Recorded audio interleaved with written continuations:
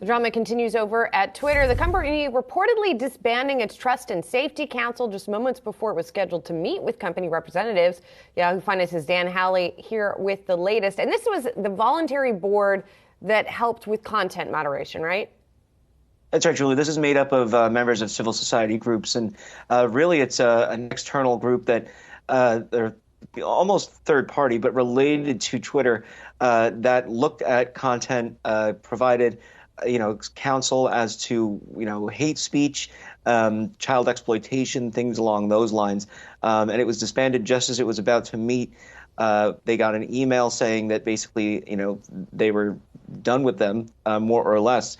And now Twitter is saying that, this is all part of a strategy to kind of go back and kind of redraw the lines around content moderation. They say that they want to move a lot faster, but they, and they will make mistakes, but that they're trying to get things right. But, doing both can be difficult, obviously, as we've seen in the past.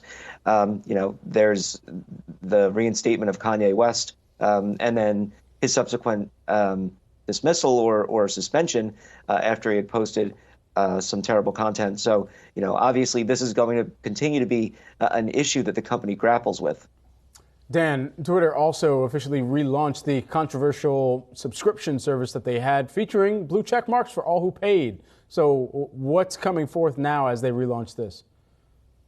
Yeah, so obviously you remember the blue checkmark fiasco when they originally tried to launch it as a part of Twitter Blue, where everybody got a blue checkmark if they paid $8 a month. Naturally, that went sideways pretty quickly. We had people impersonating accounts from everyone from LeBron James to Lockheed Martin to Eli Lilly to former President Trump.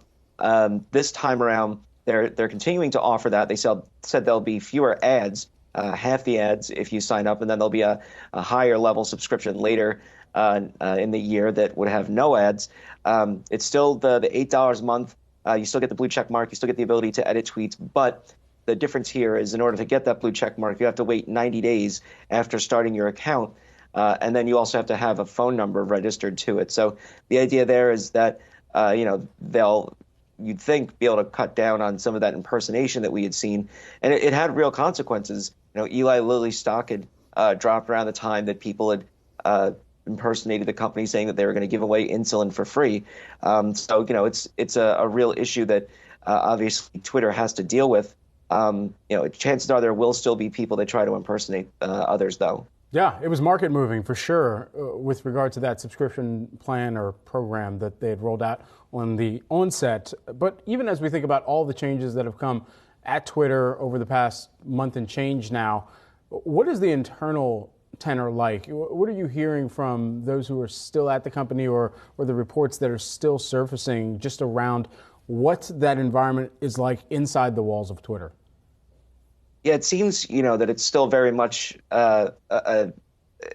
unsettled, to say the least, right? We're still getting a lot of reports from different outlets that, are speaking to people inside who are, dissatisfied. You wouldn't be getting that if it was a company where everybody was, happy with how it was going.